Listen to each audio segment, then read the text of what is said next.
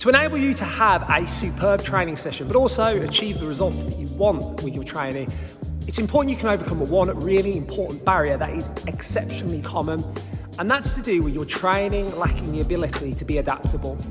So maybe you're following a 10-week training program on a piece of paper, or maybe you're going to a group training session. If, for example, one of those exercises you're doing doesn't quite agree with you, in the first scenario, what do you change it to because there's nothing else on the paper? Or in the group setting, everybody else is doing it, but you can't kind of do it, maybe because you've got some knee pain or the exercise isn't quite right for you. And again, how do you adapt it? What do you do? In both situations, it's very, very difficult. However, if all of a sudden, maybe for example, at the weekend you maybe slightly pulled your back, or maybe you start a new exercise and with the best will in the world, you can't quite get it right. If in that moment we can suddenly say, oh, well, all we need to do, we change it to this exercise, all of a sudden that exercise feels great, you have a great training session, you start moving forwards, all of a sudden it's a great experience.